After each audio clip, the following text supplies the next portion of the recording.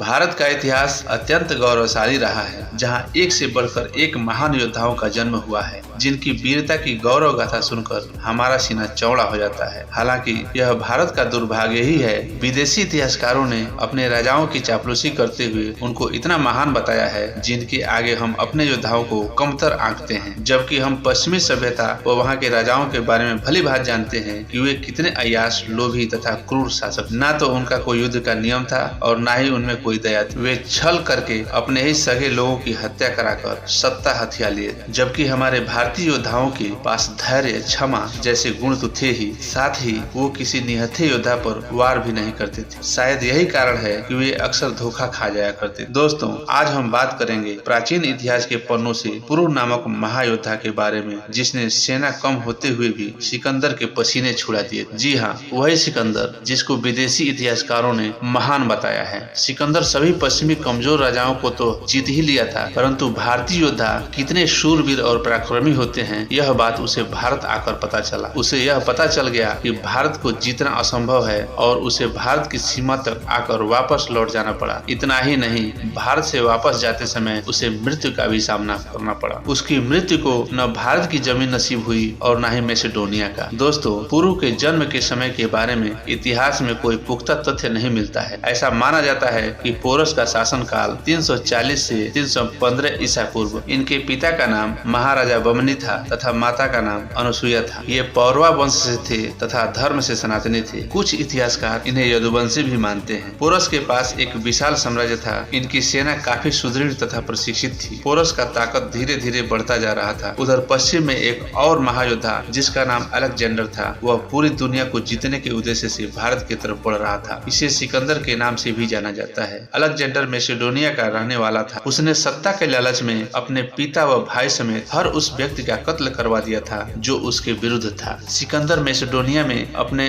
आप को सुरक्षित बनाकर विश्व विजय अभियान पर चल पड़ा। सिकंदर का सबसे बड़ा शत्रु ईरानी थे। उस समय फारस का राजा शाहदारा था, जो काफी शक्तिशाली था। उसका साम्राज्य भी बहुत बड़ा था। सिकंदर ने शाहदारा के राज्य पर हमला कर दिया। एक अच्छी रणनीति अपनाकर सिकंदर की छोटी सेना होते हुए भी उसने शाहदारा को हरा दिया। इस बड़ी जीत ने सिकंदर को विश्व विजेता बनने का ख्वाब को और बड़ा कर दिया। वहीं से इसे सिकंदर कहा जाने लगा। फिर सिकंदर भारत की तरफ बढ़ने लगा। भारतीय सीमा से लगे कई छोटे छोटे राज्यों ने सिकंदर के सामने समर्पण कर दिए, तो कई राज्यों ने उसे कड़ी टक्कर भी दी। जब सिकंदर भारत पर चढ़ाई किया तो अभिसार तथा तक्षशिला के राजाओं ने बिना युद्ध किए ही उसके सामने अपने घुटने टेक दिए। इतना ही नहीं, तक्षशिला के राजा आम्भी ने सिकंदर का भव्य स्वागत किया और उसे उपहार में ढेरों सारे रत्न दिए। उसने सिकंदर को पुरु के खिलाफ गुप्त तरीके से साथ भी दिया। सिकंदर ने पोरस के सामने अपनी अधीनता स्वीकार करने का प्रस्ताव भिजवाया। पोरस एक महायोद्धा थे। उन्होंने सिकंदर का प्रस्ताव तुरंत अस्वीकार कर दिया और उन्होंने सिकंदर को युद्ध की चुनौती दी और पोरस युद्ध की तैयारी करने लगे। वे अपनी सेना के साथ झेलम नदी के किनारे डट गए। उधर सिकंदर अपनी सेना के साथ झेलम के दूसरे किनारे पर आ गया था। उसकी एक सेना की टुकड़ी गुप्त तरीके से एक द्वीप पर पुरु सेना पर हमले के उद्देश्य से पहुंच गया, जिस पर पुरु के सैनिकों ने पहुंचकर खूब कत्लेआम मचाया और सिकंदर की कुछ सैनिक जान बचाने के लिए नदी में कूद गए, जिससे वे उसमें डूब कर मर गए। सिकंदर समझ गया था कि यहाँ नदी पार करके जीतना असंभव है, अतः उसने अपनी सेना को वहाँ से हटा लिया और पुरु की सेना को चकमा देकर अपनी सेना को झेलम नदी के 60 किलोमीटर उत्तर से नदी पार कराने का निर्णय लिया। जब पोरस को इस बात की जानकारी हुई तो उसने इसे गंभीरता से नहीं लिया, जो उसकी भारी भूल। पुरु ने उसे रोकने का प्रयास नहीं किया। उसने इसे हल्के में लेते हुए अपने पुत्र को सेना की एक छोटी सी टुकड़ी के साथ उसे रोकने के लिए भेजा। तब तक सिकंदर अपनी पूरी सेना के साथ नदी आसानी से पार कर चुका था। फिर वहाँ पोरस के पुत्र से भयंकर युद्ध हुआ। इस युद्ध में पोरस का पुत्र वीर गति को प्राप्त हुआ। सिकंदर अपनी सेना को लेकर आगे बढ़ा। उसका सामना राजा पोरस से हुआ। वह राजा पोरस की सैन्य व्यवस्था को देखकर दंग रह गया, क्योंकि उसका सामना पुरु के विशाल हाथियों से था और सिकंदर के सेना में तो हाथी थे ही नहीं। साथ ही पोरस को वहाँ के भौगोलिक स्थितियों के बारे में पूरी जानकारी थी। पुरु के पास एक से बढ़कर एक अत्याधुनिक हथियार भी थे, जिसमें 7 फुट का भाला था, जो एक साथ कई सैनिकों व घोड़ों को मारने में सक्षम था। हालांकि सिकंदर की सेना बहुत बड़ी थी, पर उसके पास पुरु की युद्ध व्यवस्था से निपटने के लिए कोई रास्ता नहीं था। युद्ध में पहली बार सिकंदर तथा उसके सेना का मुकाबला पोरस के विशाल काय हाथियों से था। अगर हम सेना की संख्या की बात करें तो सिकंदर की सेना में 50,000 पैदल तथा 7,000 घुड़सवार थे, जो बेहतरीन प्रकार के तीरंदाज थे। वहीं पोरस की सेना की बात बात करें तो उसके पास 20,000 पैदल, 4,000 घुड़सवार, 4,000 रथ तथा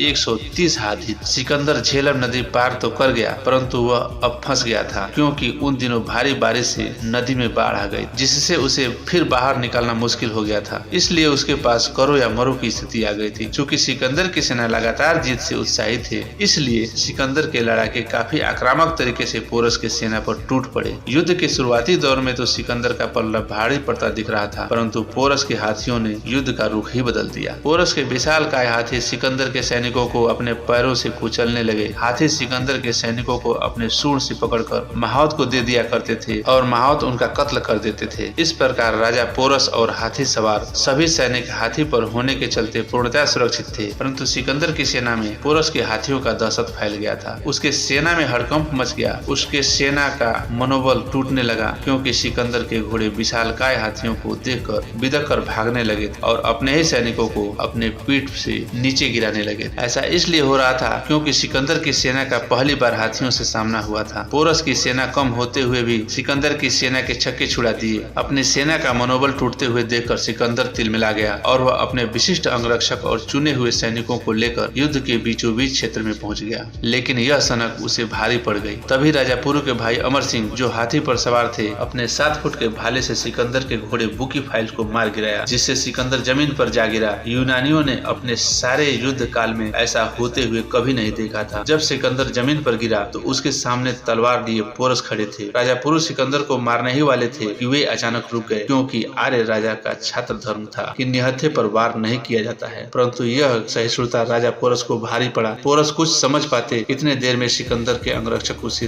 तेजी से लेकर दूर भगा ले गए। यहाँ सिकंदर मरते मरते बचा। दोस्तों, पोरस और सिकंदर के बीच झेलम नदी के किनारे हुए इस युद्ध को हाइड स्पेस का युद्ध भी कहा जाता है। यह युद्ध 326 ईसा पूर्व लड़ा गया था।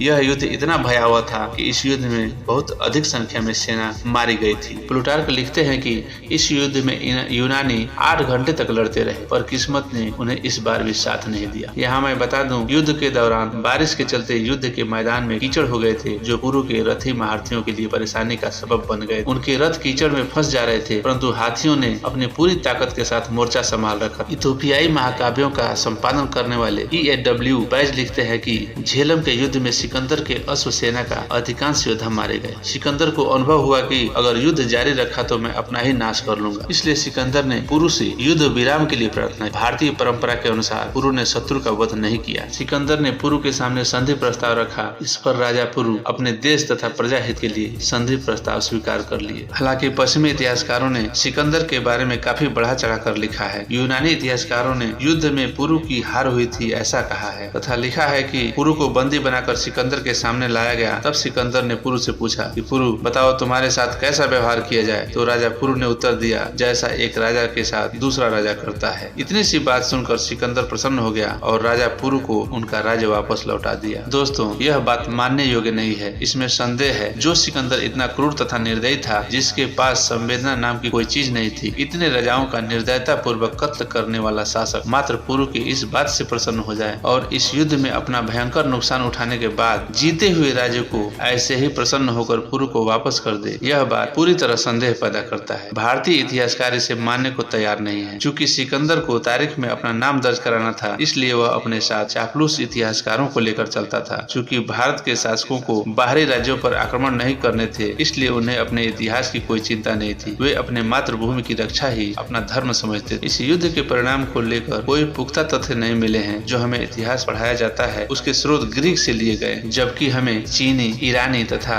भारतीय विवरण को भी देखा जाना चाहिए, जो उनके झूठ को उजागर करता है। निष्पक्ष इतिहासकार प्लूटार्क लिखता है कि सिकंदर पुरु के 20,000 सेना के सामने टिक नहीं पाया। इतिहासकार कार्तियास लिखता है कि जब सिकंदर की सेना झेलम के एक द्वीप पर पहुंचा तो उस पर पुरु का बड़ा बेटा हमला कर दिया और उसे भारी नुकसान पहुंचाया। फिर आगे लिखता है, पुरु के विशाल काय हाथियों की चिघाड़ से सिकंदर के घोड़े भागने लगे और सिकंदर सुरक्षित स्थान खोज करने लगा जहां उसे शरण मिल सके। हाथियों ने जमकर उत्पात मचाया और सिकंदर के सेना को तितर बितर कर दिया। ऐसे ही अनेक इतिहासकार हैं जिन्होंने पोरस को एक महान योद्धा बताया है और वे पोरस की हार को कतई नहीं मानते। सिकंदर एक योद्धा व कुशल नेतृत्वकर्ता हो सकता है, परंतु इतना क्रूर, लोभी व संवेदनहीन शासक महान कैसे हो सकता है। महान तो हमारा पोरस है, जहाँ बड़े से बड़े सुरमा सिकंदर के आगे घुटने टेक दिए, वहीं अपने मातृभूमि की रक्षा के लिए पुरु ने योद्धा की तरह रणभूमि में लड़ना स्वीकार किया। महान होने के लिए योद्धा का महान विचार होना चाहिए। दोस्तों, युद्ध का परिणाम जो भी रहा हो, और हम इतना तो अंदाजा लगा ही सकते हैं कि जो सिकंदर बचपन से ही भारत पर शासन करने की सपना देखा हो, और वह इतना क्रूर, निर्दयी तथा संवेदनहीन शासक था जिसने कभी अपनी हार स्वीकार नहीं किया हो, वह अचानक पुरु पर दया क्यों करेगा, जबकि पुरु ने उसे भारी हानि पहुंचाई थी। यहाँ तो एक बात जरूर समझ में आती है, जब शेर को सवा शेर मिलता है